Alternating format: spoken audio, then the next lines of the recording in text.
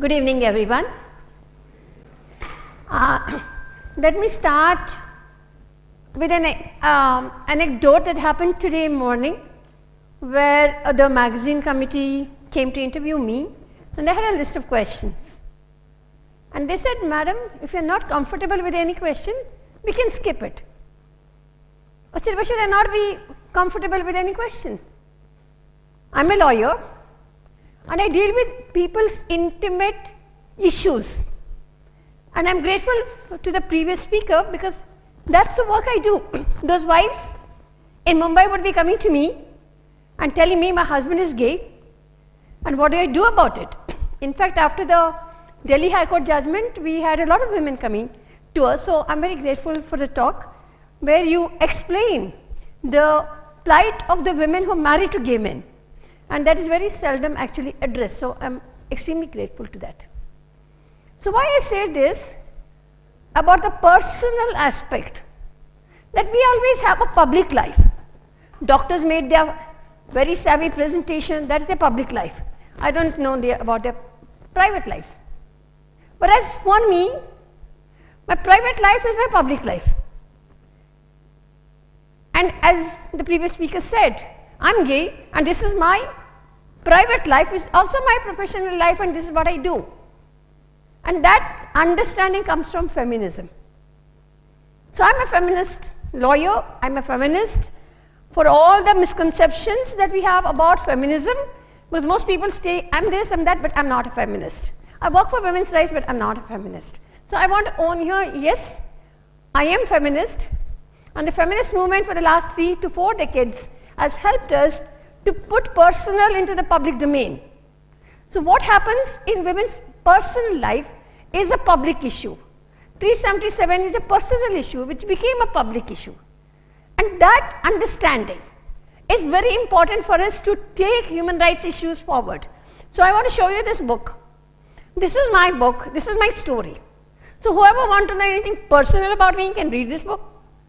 This is written in 1984. My story, our story of rebuilding broken lives. We never talk about our personal problems, what happens to us, and usually the question that is asked to me, why did you become a lawyer? Why did you choose to become a lawyer? I guess I had no other choice.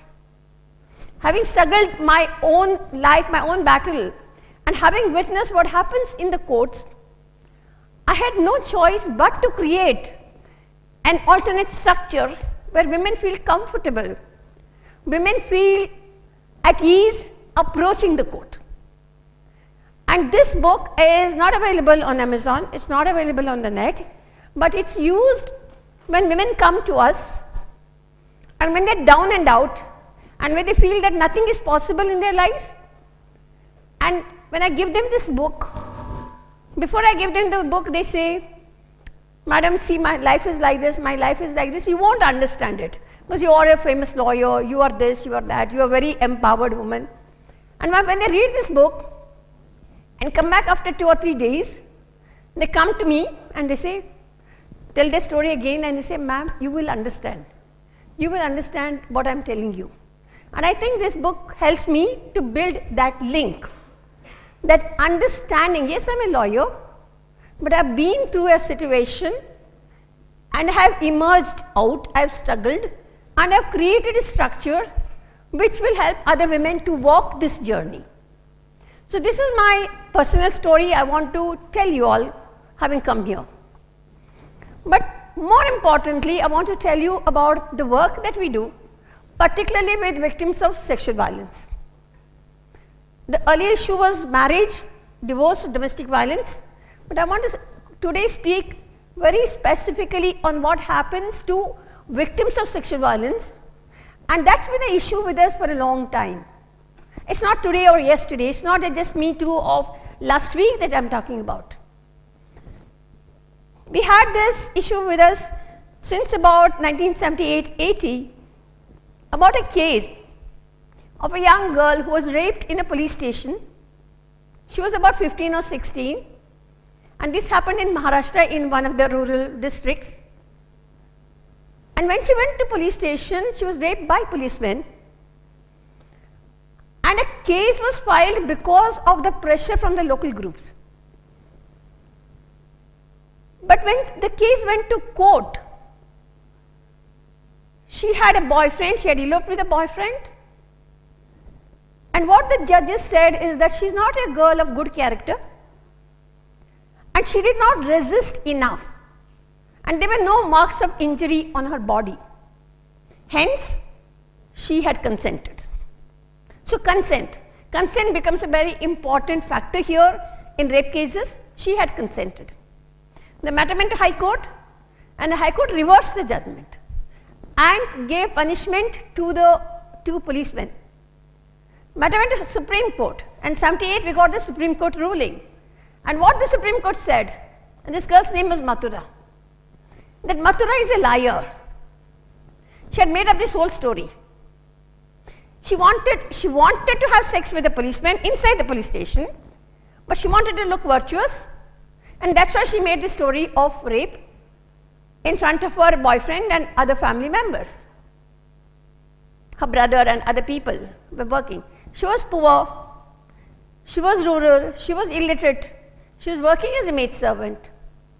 And if this is what the Supreme Court could think about women, 3 judges of the Supreme Court, this is what the Supreme Court could think about women, you could imagine what our society was like then. And this is the issue that women's movement took up. In 1980, there were campaigns everywhere, and the demand was to bring changes in the rape law. In 1983, we got the changes. And since 83 onwards to 2013, we got the next major changes. 2012, we had the Nirbhaya case, and again we had a demand that this law is not working, that law is not working, something else is not working. What do we want?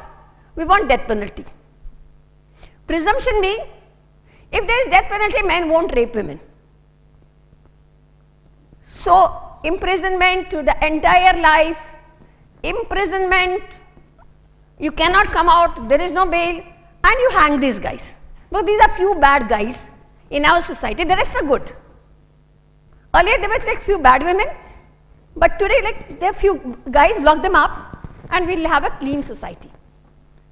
I'm very happy that Me Too campaign has happened, and we had a case in the High Court of Mumbai. I read it on the flight here. Alok Nath. The woman there is also a very powerful woman, Vinta Nanda, who worked with him, and said this guy was so drunk he raped me. And what do his lawyers say in the court? She also drank. She also had 4 drinks. She also took drugs, meaning she is not a girl of good character, meaning she would have had sex with consent. How can it be rape? And she went back and she said, I got pain in my body. So they said pain could be in your head because you have drank and you have taken drugs. As the woman doesn't know when she is raped, where is the pain? But we've had very interesting cases. We had cases such as Tarun Tejpal. We have, of course, MJ Akbar, and 20 women coming out and telling, very influential, very strong women, coming out and saying what happens in the workplace. So I'm speaking to you at a time when all these things are out in the public domain. We have the Sabarimala issue, we have a menstrual period being discussed, we have Smriti Irani talking about taking a blood-soaked pad to your friend's home or to the temple. We have all these things we never talked about. We had 377 judgment. We never talked about sex, and we didn't talk about sexual abuse. I'm not talking about sex. I'm talking about sexual abuse. I'm talking about consent. But my work is slightly different. My work is slightly different because I work with children who are abused. Children under the age of 18, we have a special act. I don't know how many of you know about it. It's called Protection of Children from Sexual Offences Act. It came in 2012 and gives a lot of protection for young girls who are raped. But none of it is implemented. None of it is implemented at all. And we have fixed images of a rape victim. Like Vinta Nanda cannot be raped at all. Someone else cannot be raped at all. A raped woman must look like this. A rapist must look like this. We have these images. Now you see this little child who may be 7 years, 8 years, 10 years, 12 years, 14 years. How do we know she's raped? She doesn't even have the language to speak. But nature has its own defense mechanisms. Suddenly, this girl has fallen down, fractured her arm, something, she goes to the hospital. She's checked over there routinely. Routinely they say whether she's got HIV, blood group, etc. And there she is detected pregnant. And she is detected pregnant 5 months, 6 months, 7 months. And she doesn't know, nobody else knows about it. And at that time she has to reveal which guy did it. And when she reveals a name, 99% it doesn't match at all. So what happens to her? She is named as a liar. She is named as a liar that she made this whole story, false story before the court. And that is why we may have the stringent laws, but we have a large number of acquittals. And because there are acquittals, we say the girls are telling lies. Why would a 12-year-old girl tell lies? Why would a 14-year-old girl tell lies? And what is the trauma of the legal journey? I want to stop here for a minute. I want to ask you, if any of you have to go to court, you are the cream of our society, the most educated life. You are given so many exams, and that is why you are here. Supposing you have to give evidence in the court. Imagine your state of mind. What will happen to you? How scared you will be. Entering the court itself, I've seen doctors coming and giving evidence trembling, facing cross-examination. They may be a good doctor but doesn't know how to give evidence in court. The policemen getting heart attack after giving evidence.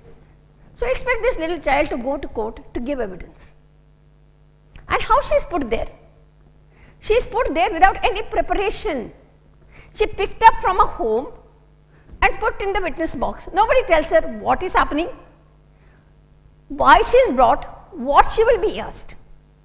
If it is a gang rape, who is on the other side? There will be 4 lawyers for the 4 accused. Each lawyer will be assisted by 1 or 2 of his juniors. So imagine there will be like 12 defense lawyers asking different questions. Sometimes there are 6 guys, sometimes there are 8 guys. This girl has not even gone to school. I cannot even tell her this is a classroom, this is a teacher, this one is for you, this is for you, against you. She doesn't understand any of that. And that is why we get a large number of acquittals. And what kind of questions are asked? I'll give you a story of a Supreme Court judgment, this is, of a 15 to 16-year-old girl who was gang raped. She is from a village, she comes to the city to give her SSC exam. In the middle of the exam, she is kidnapped, taken, raped, brought back next morning, put there. She gives that exam. She doesn't tell her teacher, she doesn't tell her friends. She gives the exam. She doesn't tell her uncle with whom she is staying. She finishes the exam, goes back to the village. She tells her mother, father is not in town. You can't go to the police without the father. So the father is called. After 2 days, the father comes. They have a family discussion. Then they decide to go to the panchayat because the guys are from the village, asking for an apology. The boys' families refuse. Only then the case is filed. Acquittal at the Sessions Court, acquittal at the High Court, case goes to Supreme Court. And the Supreme Court judges say delay doesn't mean falsity. And what kind of questions are asked to her is that what brand was the car in which she was kidnapped? What color was that car? How will a girl know about it?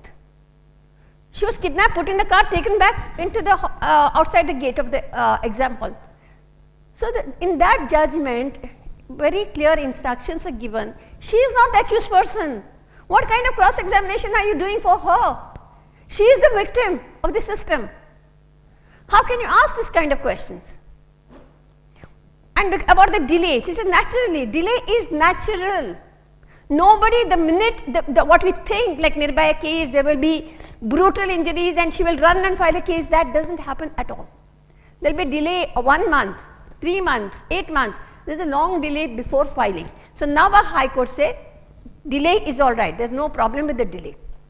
But the cases that we are dealing with, we have a case where a girl was raped by 8 men. She was a mentally challenged girl. Father alcoholic, mother overburdened domestic maid. She, after rape, she was lying on the road and dogs bit her. She had pain in the legs, but she also had pain of the rape.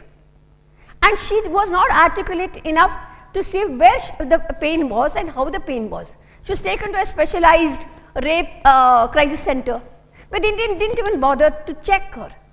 Then because of safe custody, she was put in a shelter home.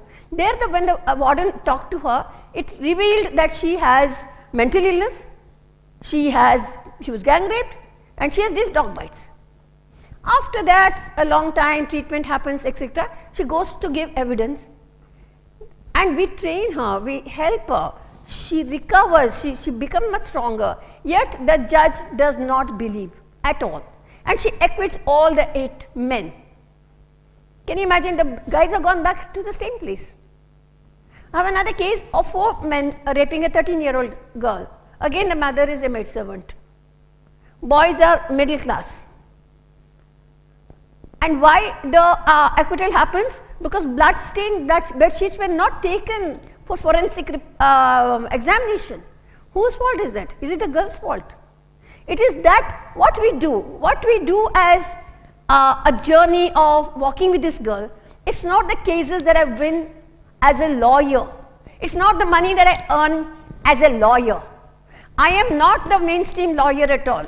My legal education helps to build a team of young women, very few men, mainly young women from prestigious law colleges who come and join me. And what do? They don't act as lawyers.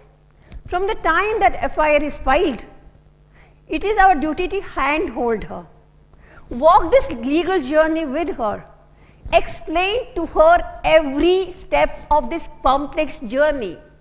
She has to change her school. She may have to change her locality. There's so much stigma attached. She may need a safe shelter. She needs child protection. She has to be produced before the child protection officer. She may have HIV. She may be pregnant. She may have mental illness. She may have all other kinds of issues apart from the legal case. And then there's legal case. And the case will come after 1 year. Case will come after 2 years. She may go into depression. She may try to commit suicide. There are a whole lot of issues. I wish our doctors were here when I was speaking so that they understand what I'm trying to say. And there's no link between the doctors for rehabilitation, the legal team, the prosecutor, there's nothing. Every time a rape happens, what we say? Death penalty. We want stringent punishment. You hang these guys. But rape happens all the time in a home. And today, about 60% of the cases that we do for rape of children is father raping daughters. I'm not going to elaborate on this at all, but this is what I want to tell you. Rape happens in your close vicinity. 95% of the rape happens by people you know. It's not the stranger rape of the Nirbhaya that we're talking about. It is the rape that happens amidst us. And yet, we have not found solutions. How do we handle them? How do we take it forward? What kind of rehabilitative measures that we need? So we need a support system.